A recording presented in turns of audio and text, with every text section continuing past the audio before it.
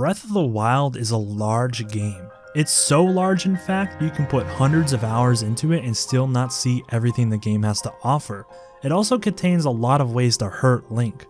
So what if I told you I was the first person in the world to 100% complete Breath of the Wild without taking any damage?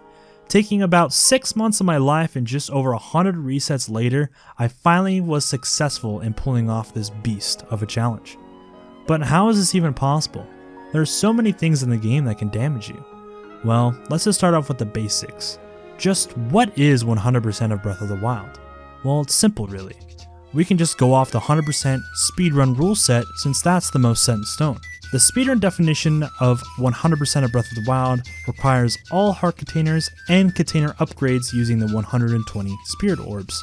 Then complete the adventurer's guide, which means all main quests, 42 shrine quests, and 76 side quests. 100% map completion, which requires all Koroks, shrines, locations on the map, and towers. All permanent items in the inventory, which means all runes fully upgraded, key items like Kilton medals and horse equipment, and the confidential envelope from completing the compendium. Not only that, but we actually have to get all the permanent armor and fully upgrade it to 4 stars. That might seem like a lot, and it is. Remembering all this in a speedrun is truly one of the most challenging things. Then the damageless part on top of that just makes it 10 times worse. But what counts as taking damage really? Can I use yellow hearts? How about reloading and just trying again after I get hit? Well, the rule set I gave myself is as follows.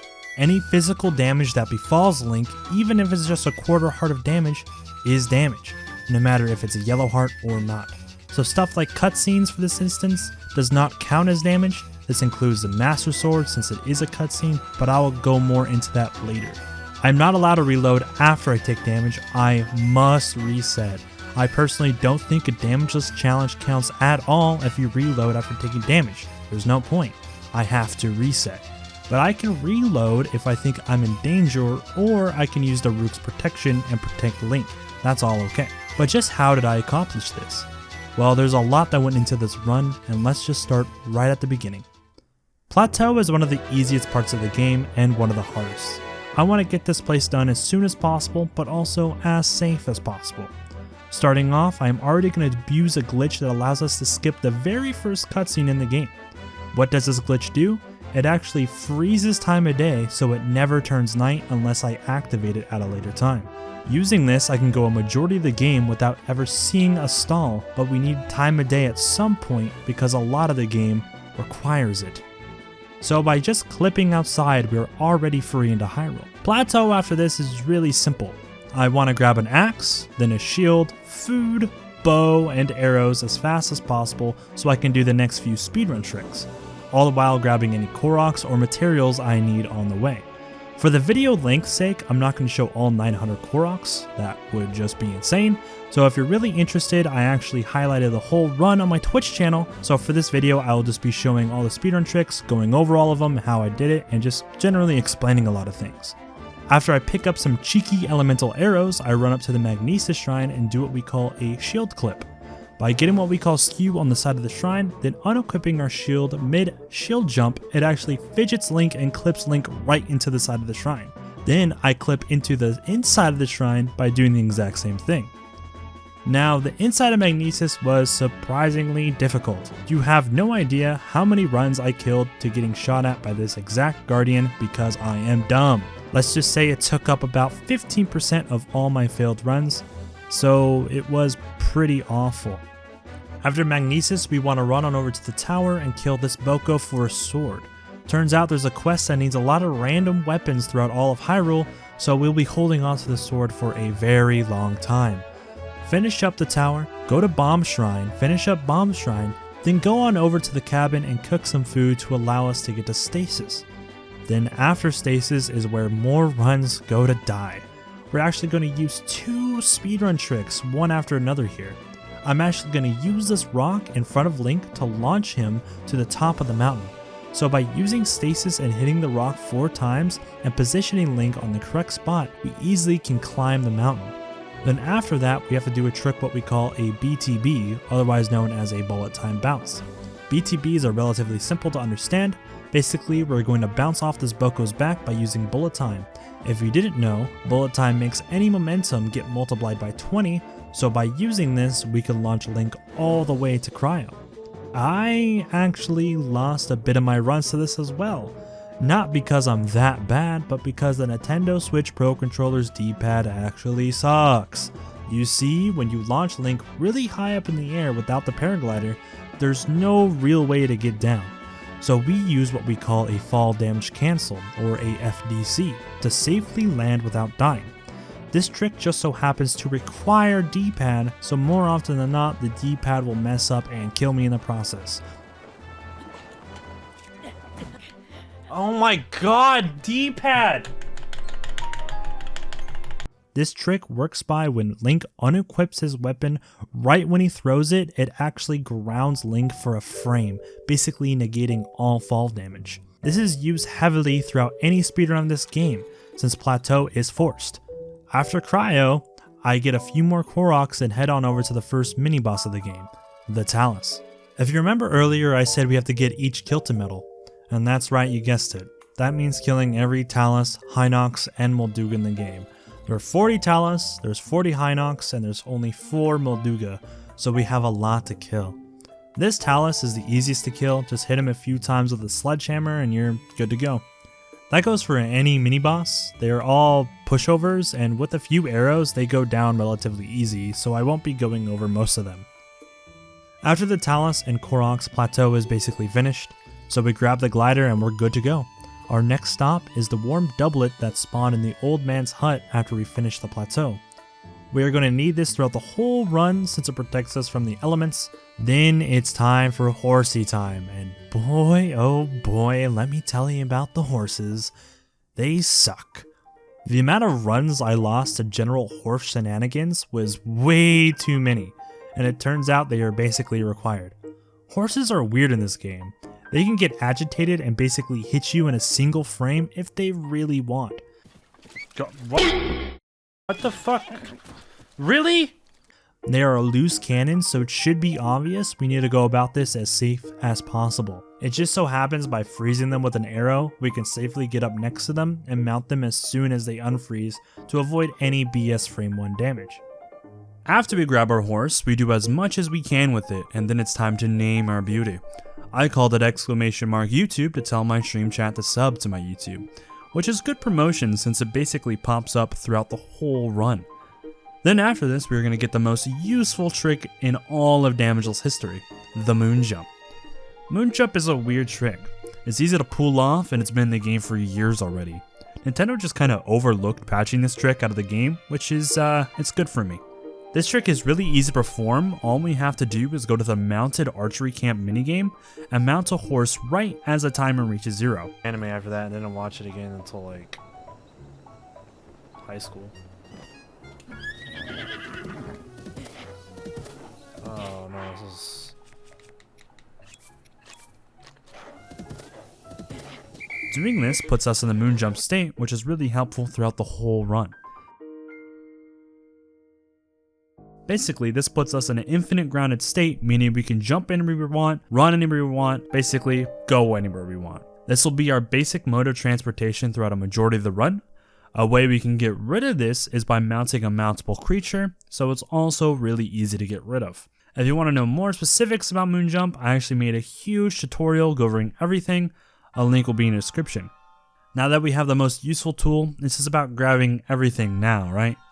Wrong. The amount of resources we still need, like bows, arrows, weapons, it's a lot. Also, what are we going to do about that pesky Mastersword? Now that's where this next glitch comes in. After doing a bunch of main quests like the lab quest, going back to Impa, we head all the way back over to Heteno and talk to our best friend, the demon statue. By using this statue, we can easily dupe our spirit orbs to get max stamina and hearts as early as possible. Why we would need hearts, you ask? Simple. It's just for the Mastersword. You see, you need 13 hearts to pull the Mastersword out, which is also required for Hundo since it's a permanent item and has a main quest behind it. So by getting all the hearts we need now, we can easily pull it at our most early convenience. The full stamina is just for ease because stamina is always cool. Now the next big part is getting bows and materials we need before Medoh, which includes my personal hell, Hyrule Castle. That's right, Hyrule Castle. We are going here super early because 1, I want to get it out of the way as early as possible, and 2, it has some good loot that we will use and abuse. In Hyrule, our objective is to kill the Stalenox in the jail, grab the Hyrule Shield just cuz, get as many bows as possible including the Royal Guard bow, get the memory, and then skedaddle on out of there.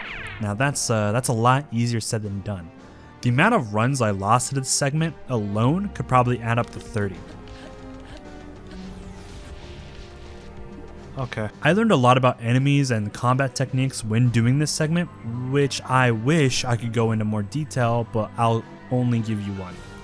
Did you know if you shoot a guardian and they don't see you, they will just fire a laser in the general direction the arrow came from? Yeah, I didn't either until I attempted this whole thing. After we successfully avoid Hyrule and get out, our next major stop is Medoh. Medoh is definitely the easiest out of the beasts and it's the safest. It also gives us the best bow in the game that we will dupe later on, so we want to do this as soon as possible. Medoh is pretty basic. We want to run to all the pillars and run to the boss. There is one cool ESC clip we do, but that was totally optional and only saves about 10 seconds in a speedrun. Really cool. After we kill Wind Ganon, we can get on out of there and claim our bounty. One thing if you notice is that we don't have Moonjump anymore. That's right, we actually mounted Tiba, so it took away our Moonjump powers. Sad. It's okay though, we can just get it again. So we teleport, finish up any quests we can on our way, and take our trusty steed, sub to the YouTube please, all the way back to the camp where we can subject ourselves to more horse RNG. Okay, these horses are fucking garbage, I have to reset this. It's weird I wait until now to say this, but I like to point out that there's a random chance that when trying to mount the horse for Moonjump, it will get mad and bop us for like a quarter heart. And you guessed it. I love horses. I've lost a few runs to this as well. Now after we get Moonjump, we can go over to our next big trick, bow duping. Now that we have a Great Eagle bow, we can actually turn this into many Great Eagle bows. By using another multi-shot bow and electric arrows, we can actually overload the menu to trick the game into thinking we have just so many Great Eagle bows. I personally don't know the reasons behind this, and all I do know is that it makes Link bald, and he kind of looks like me. After we get a lot of bows, we just do some more Korok hunting, shrine hunting, until we eventually need to teleport back to Great Plateau. Here we do even more Korok hunting and shrine hunting, but you will notice sometimes I mark a single objective on the map.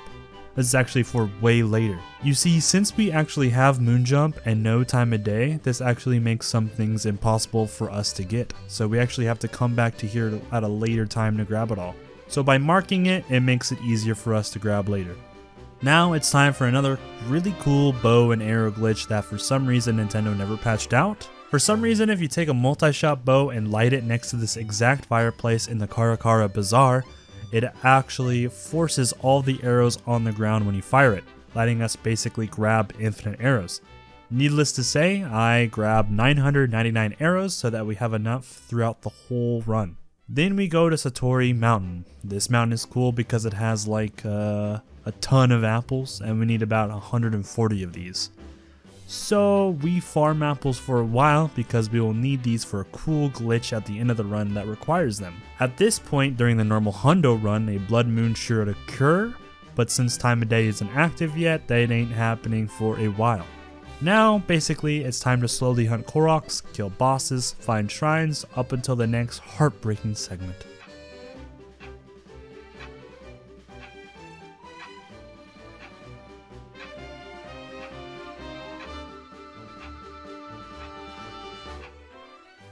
Now, the Korok Forest, a big point of interest mostly because of one thing, the Mastersword.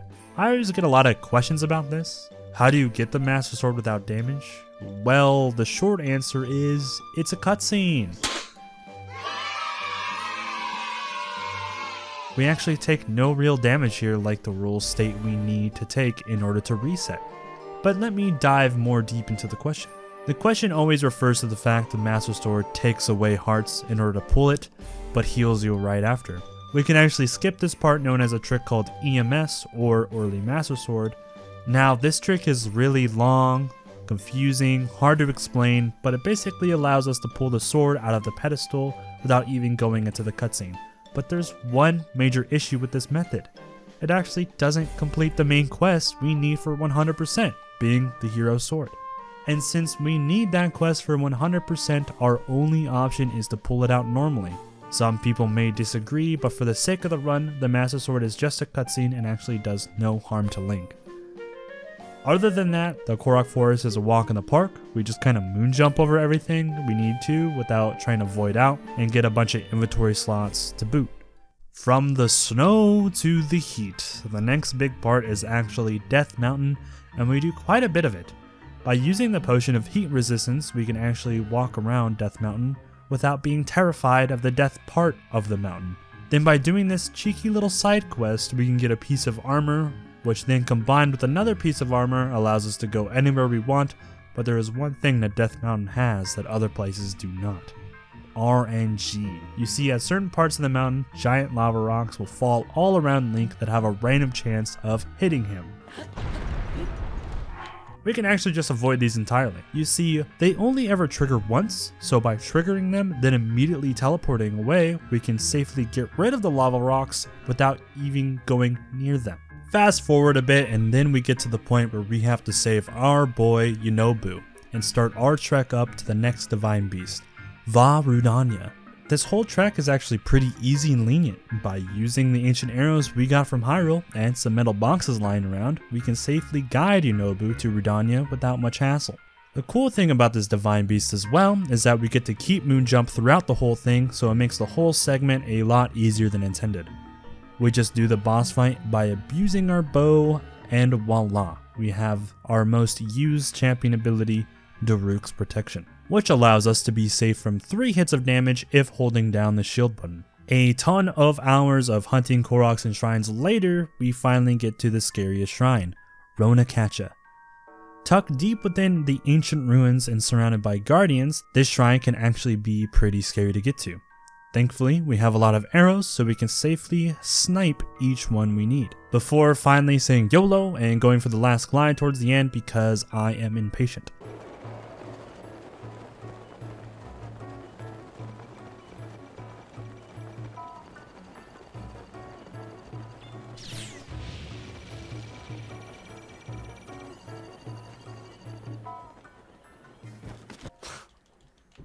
My heart was beating. This shrine was always so scary, but I managed to get by without taking any damage at all ever, not once, which is great. Now that we have this shrine unlocked, we can just teleport back later to grab the Tunic of the Wild set, which we need to fully upgrade, as well as a Zora set and the Champion's Tunic. If you notice throughout the whole run, I made sure to grab fish, acorns, opals, Lizalfos tails, and I still need dragon parts because we need to fully upgrade all these armor pieces to max to 100% complete the game. But we can only reliably farm dragons with time of day. Then we finally come to this. We need to trigger time of day.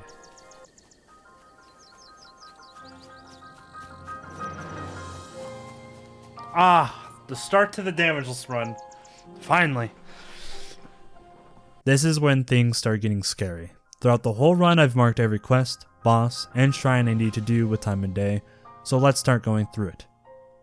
To be as thorough as possible, I started by killing all stalls. I did miss making one, so I ended up having to hunt for it for a while. After, I went to a shrine a lot of people ask about, Joloo Nah or the 3 Ganon Shrine. The one where they make you stand on the hot platform. It's actually kind of funny that a lot of people don't know how to actually do this shrine, but all you need is a heat resistance potion, and that's it. You wait it out. You finish the quest like normal. Then I went through every quest. After every quest, I did as much miscellaneous things until finally deciding to take on Ruta, Vah Ruta.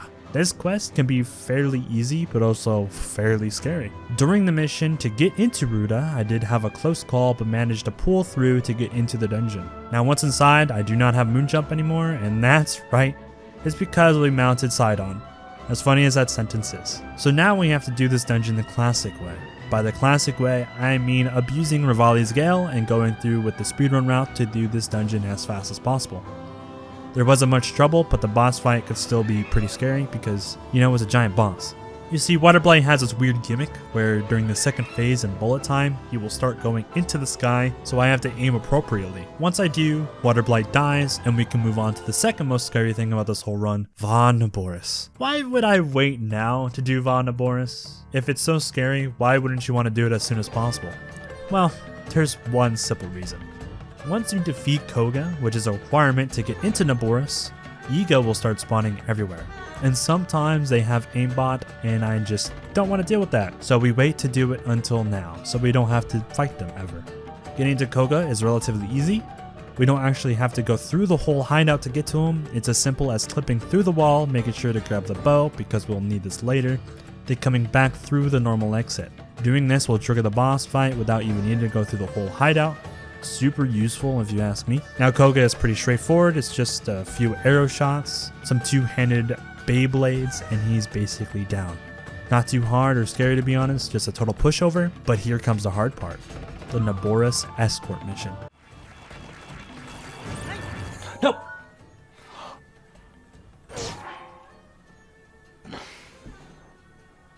I lost a run here once. 30 hours in, I failed. It stung, hurt, and I felt absolutely defeated. But we never gave up. We never surrendered, and we made it all the way back for round 2. With the Naboris escort mission, Riju is not your friend. She's trying at all times to make sure you're not in the lightning circle. So we want to do this in as little bow shots as possible. So my idea was if I didn't do it in one cycle, I would simply reload and try again, but...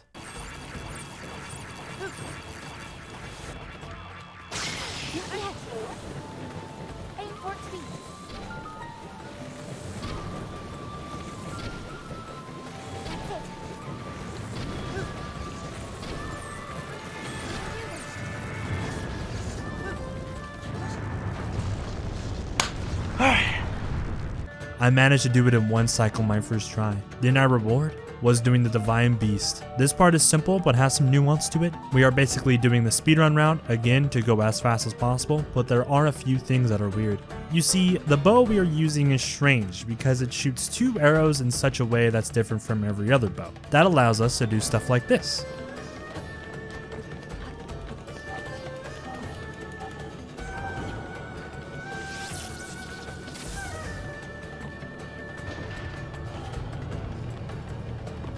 That's why we picked up this bow. Also, we do need it for a quest.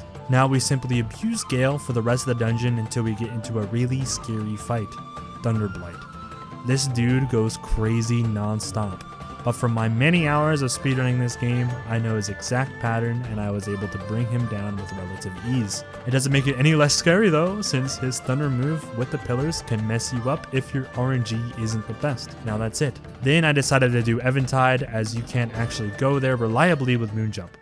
Once there, I shoot a bunch of arrows, drop a few items, and made sure I had Urbosa's Fury because that will come in handy when killing the Hinox on the island and clearing any enemies throughout.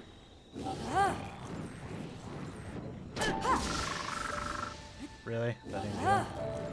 Well, everyone is dead.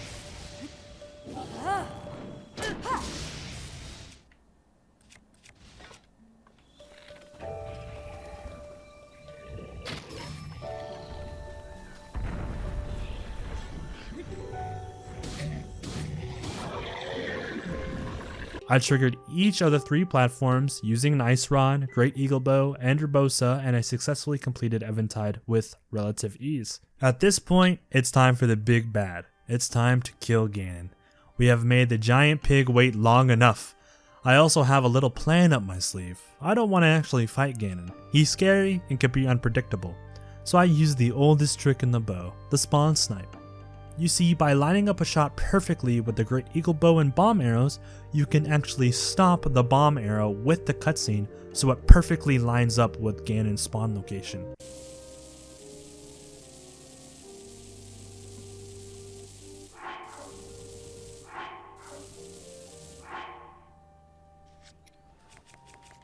Let's act like it's any percent. Ooh, honey.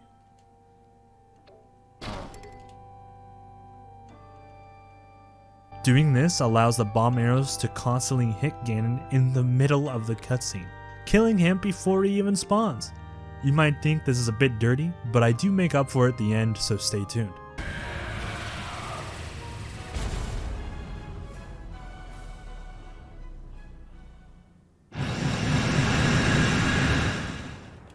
Oh my god.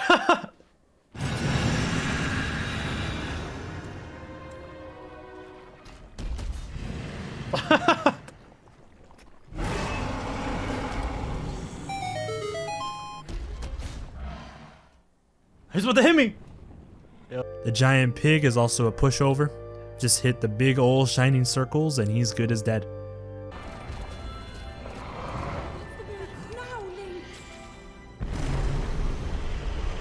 The game isn't over yet though, and we have plenty of stuff to do. That's all the hardest parts down. Now it's just the easy stuff like getting any Koroks we missed or any shrines, getting the dragon parts we need, upgrading, and then the general cleanup. After spending an hour trying to find some missed Koroks and grabbing all the Kilton medals from killing all mini bosses, all I need to do is farm dragons and grab the parts we need. We need each from a dragon, and they are the following. We need 2 scale, 2 claw, 2 fang, and 4 horn. Thankfully, we got some of these pieces from Hyrule earlier, but they can still be really slow to get otherwise. Also, during all of this, we only have one more shrine to get. And what shrine is that? The Bloodmoon shrine. This shrine is very annoying because since we triggered time of day, we actually have been on a timer. You actually have to wait out about a week of in-game time to pass until Bloodmoon actually happens, and when it does, you have a limited amount of time to run Link's butt over to the shrine to activate it. So in preparation, I save my game every so often, just in case if I change time of day with a campfire, I won't miss my chance. Then it happens, Bloodmoon. I made sure to grab Moonjump again, and on the Bloodmoon night, I made my way over there. I made sure to talk to Cass because Bloodmoon is a part of the shrine quests, then placed Link's naked body right on the platform. Once inside, I jumped over any loading triggers so no guardians will spawn, and I use a cheeky little scope clip to clip through the wall. If you want to see how this works specifically, I also made a tutorial about test of strength shrines in general, the link will be in the description. After, that was the final quest, so I can get my Tunic of the Wild set. All things have lined up, only a few more Koroks left, all bosses are dead, all shrines are gone. All I have to do now is get a few more dragon parts and then I'm done. So it's time for Farosh.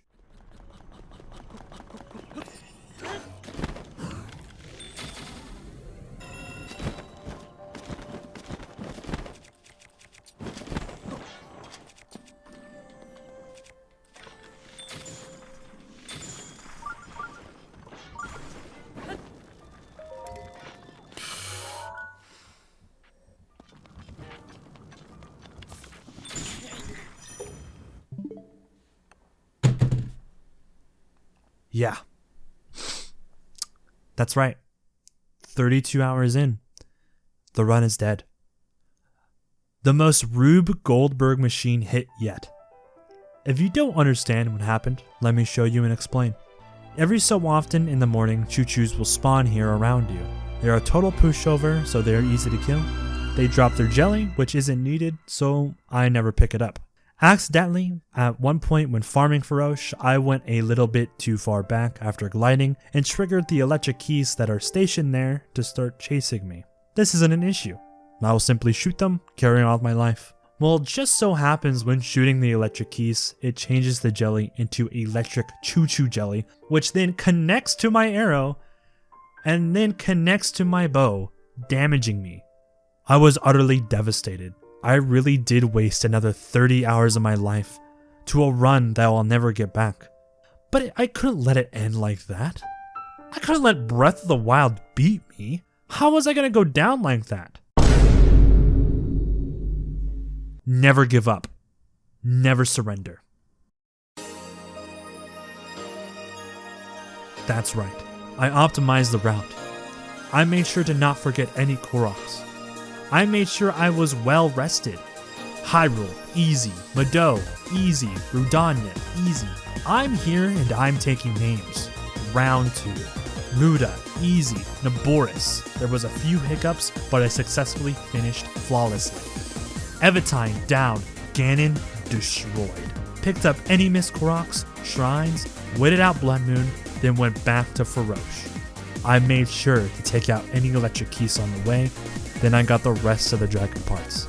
I could see the end of the tunnel, and it is coming fast. My only obstacle is my own damn routing. After grabbing the Kilton medals, upgrading all equipment, and watching my bud get married, I still had plenty of cleanup. Turns out I missed a lot of stuff, even when improving my route. I missed 3 locations and like 6 Koroks. I even lost track of a shrine or 2 at some point, but I figured it out by going block by block on the map, finding everything I missed. I grabbed the legendary Hestu shit, give me your shit, and any other quests I needed to fulfill in the area. The only thing standing between me and the end was 2 more quests and a whole compendium. You know how earlier we got over 140 apples? Now it's time to put them to use. Abusing a weird memory glitch by selling all the apples, then activating the compendium upgrade, it actually gives us a big majority of all the pictures in the game. Besides the few that we can easily buy with all the rupees we have acquired throughout the run. We actually use this in the normal Honda run. It's very useful. It's very fast. So after all that, we only need 2 more quests to go and this run will truly be over. We have to grab a horse, which can be horrible, but with cheeky ice arrows, it's a walk in the park. Run it over, run inside, talk to these dudes, finish the horse quest, and then all we have left is the final memory.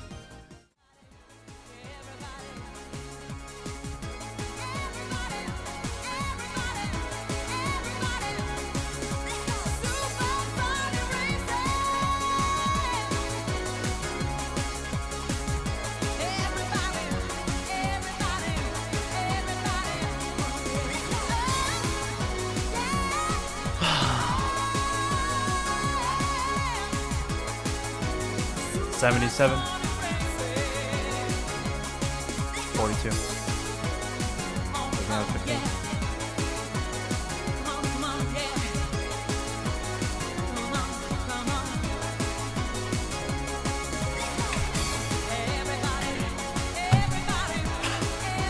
It has been done! 0%! My ass cheeks! Bitch!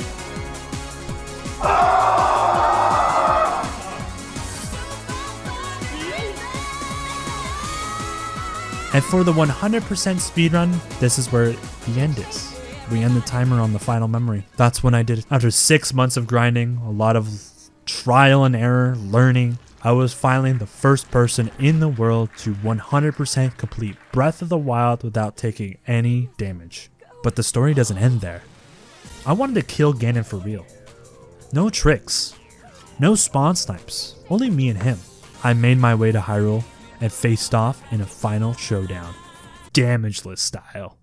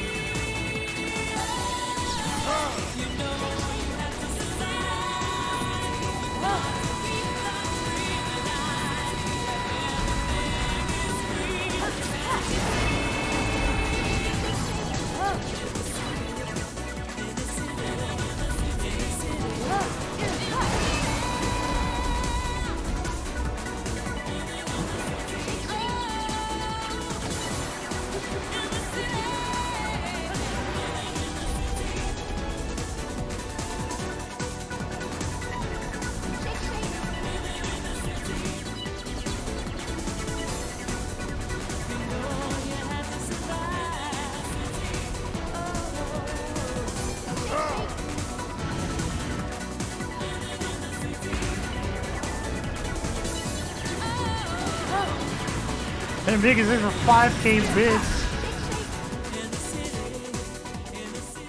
I successfully beat Ganon with 0 damage, but something didn't feel right. I didn't end this with a bang. The run was already over, so for a finale, I decided to do a trick shot on Dark Beast Ganon himself.